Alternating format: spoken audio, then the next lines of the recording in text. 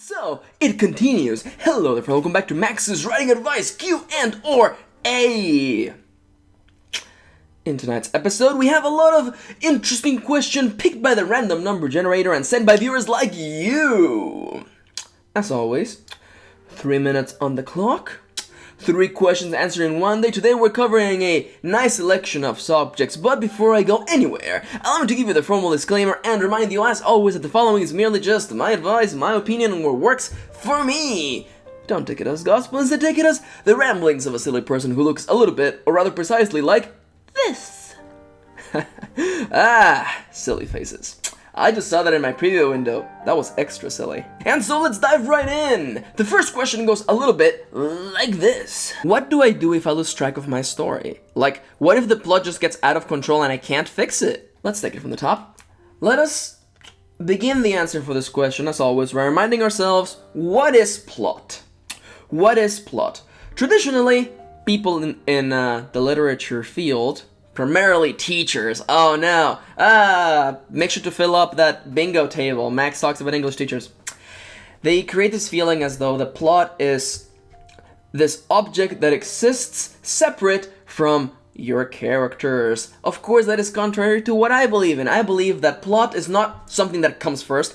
Characters come first. And I also believe that plot is the byproduct of characters taking action, making choices, and facing the consequences of those choices. I don't want to be disrespectful, but you may have built the story around the series of events happening as opposed to characters doing things. And of course, it's not entirely your fault, because there are a lot of people out there who tell you that you should have a good plot before even thinking of characters, which I particularly disagree with. If you would like to maybe consider reworking your story or maybe working on the foundations of your story, I recommend my planning novel. This should be on the main menu of my YouTube page. Go check it out. I swear it's a really good workshop. It will help you look at your story from a different point of view. Now, that being said, what if I lose control of the story? What if I lose track? What if I am unable to fix it? Stories are about characters doing things. I don't think there's nothing to be fixed when characters are doing things. They may not be doing what you want it to do, but I think that you have to tell the story that the characters tell to you. I know, that sounds like heresy. I am a radical after all. I believe that writing is a lot about letting go of control. It's not about you being the mastermind. I've been saying this for years. I'm not the mastermind. When I'm writing, I am not the director, I'm not even the stage designer or the scriptwriter. I am merely just the camera person following the characters. They all want something, they're all doing something. I just follow behind them and record things as they happen. Simple as that. I keep creating this parallel between writing and being a dungeon master for a pen and paper role-playing game, and if you have done those things, you will realize how similar they are. You have players who are playing characters, and you yourself play as the narrator, and you understand you can spend hours preparing a campaign, preparing characters, preparing encounters, preparing a whole dungeon, and somebody can say something that throws all of that planning out the window. And that happens so much in writing that it came to the point now where I created a planning guide where I remove a lot of that extraneous planning and leave it to the characters to create the world. Leave it to the characters to decide where the story goes. There's a little bit of planning, a little bit of outlining, sure, but ultimately, as I've said, writing is the act of discovery, and sometimes you have to let go of control. I think that's one of the things that you will find if you look at the memoirs of your favorite writers. They will all tell you, let go of control. So just for the time being, because the timer went off and I feel like I didn't give you a meaningful conclusion for this, if you're in the middle of the first draft, don't worry about it. Let go of control. Just let the characters tell you the story. The story chose you to tell it. Let it just channel you, use you as the medium, and just tell the story as it comes to you. And again, you can fix anything in the revision draft. And now for question numero dos. It goes a little bit like this. How does one write violence properly? Anytime I write a fight scene, it just turns out into a poem, X capital D. I add too many metaphors and I end up with a scene that was dark but became really cute. And timer, start! Right off the bat, I don't particularly believe that you need to have one or the other. I think you can have violence with metaphors and flowery language. Of course, I don't think there's any problem with that. The thing is this. As always, the act of writing is an act of balance. I have found in my personal experience when it comes to violence that short sentences Short sentences, short paragraphs describing what is going on is more effective because you jump from action to action to action to action. People don't fight for hours, they fight for minutes. Things are done like this. That is why I particularly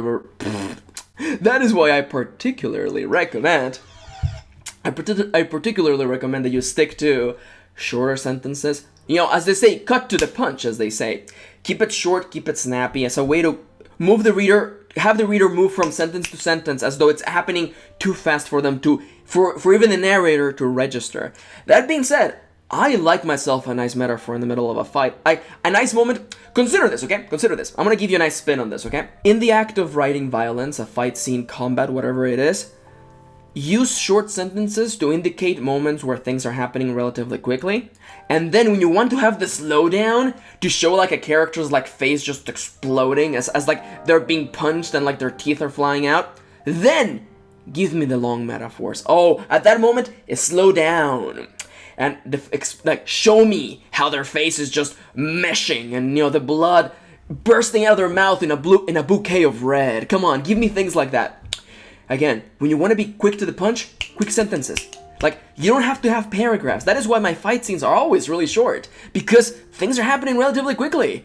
Except for when something really dramatic is happening, maybe a character has finally died. The final stroke has finally been dealt and you're watching them fall apart before your very own eyes. For moments like that, slow it down. Take us into slow-mo and show me in that flowery language that you can clearly do. Show me the impact, show me the damage, show me what people can do when they're put against each other and violence is the only answer to their problems. Anyhow, we have one more question to answer for today, and it goes a little bit like this. How would you suggest adopting another author's style in your work? I am going to assume relatively quickly that you are asking me this question because you would like to take some of the cool stuff that they use. This writer does this really cool thing, therefore I would like to use it because I think it's cool. I hope that's the principle behind this. I hope you're not like, well, this author is popular, I'm going to copy their style. I sure hope not, because I'm going to tell you a little secret right now. A style is what people see from the outside in. Your favorite authors? They have no idea that they have a style. Or if people tell them, they have no idea what it is. Why? Because we're up here 24/7. Like, it's impossible for the person who's creating this style, who has this style, to understand it because it is part of how they tell stories personally. Each and every single one of you has a particular way in which you tell stories. A style is exterior. A style is what people see in you as opposed to something that you do consciously. So again, why would you like to adapt somebody else's style into your writing? I'm going to leave that up to you. That being said, I have a couple of tips because, I mean, have I done this? I remember there was a time when I was reading American Gods by Neil Gaiman and I had parentheses all over my writing. Oh man, I don't even know what I was doing back then. There were just parentheses everywhere. And I wasn't doing it because I thought it was good. I was doing it because I liked that Neil Gaiman did it and I was trying it out for myself. Here's the dealio. The answer is simple. If you would like to adapt somebody else's work into your own, as with anything in your writer's toolbox, look at it, analyze it, ask yourself, what do I like? Because what I liked about Neil Gaiman's American Gods book was that the use of parentheses really made it seem like a conversation. Like the cameraman was steering to the screen and saying, well, this is going on, isn't it? Stuff like that. It broke the fourth wall, sure, but it was nice and comfortable. I enjoyed it. Did I keep it? No. I ended up realizing that it wasn't something I wanted to use for all of my stories or any of the stories at hand. That being said, you may look at somebody's writer that you look up to and consider, you know what, I like that they do this sometimes. And then you just take it and use it. I'm not going to touch the entire subject of real writer's style or real artist's style. That's a silly subject for an entirely different conversation. For the time being is this. Writing and every element of writing belongs within a writer's toolbox. I don't think you're asking me about stealing or copying how a writer does things. You're looking for things such as, hey, this author does this sometimes. How can I adapt that into my work? Well, first of all, look at it, ask if you think it really does belong in your story or in your particular writing style, and just start using it. I'm not particularly worried about it because I know that over time it's either going to change it into its own thing or you're not going to be using it anymore because you'll discover your own way of telling stories. Again, I hope you're asking me this question not because you want to be successful like X author, but because you like what they do. Because again, everyone tells stories differently. Style is something only you can see from the outside in, not from within yourself. So instead of worrying about you want to be like X or Y, just tell stories. Try things out. Go out there and try things. I'll be the first person to tell you, go out and experiment with all these writing styles and forms. Do it. Go ahead. It's fine. You have my permission. But ultimately focus on just, at the core of everything, telling stories. Okay? Okay. And that's about it for today's writing advice Q&A. I would like to thank everybody who sent in their questions. And if you have questions you would like to send my way, leave it in the comments down below. Questions are selected randomly every week, so you are as likely to be picked as anyone else. It is not up to me, it is up to RNG. For the time being though, I want to thank you for watching as always. If you have your own points of view on the particular questions answered today, or your own piece of advice for the people who sent in their questions, leave it as well in the comments down below. Again, as always, thank you for watching, thank you for spending a little bit of your day with me, and I'll see you on the next one.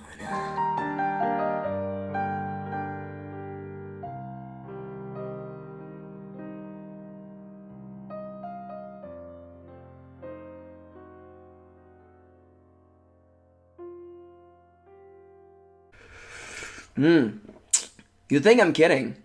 You think I'm kidding you. You think I'm exaggerating when I say that I had parentheses everywhere. I did. Oh man. I never finished American Gods, which makes me think that I should really do it for the Finish It challenge, but when I was reading it, I was like, man, parentheses are cool. I'm gonna put them in all my stories.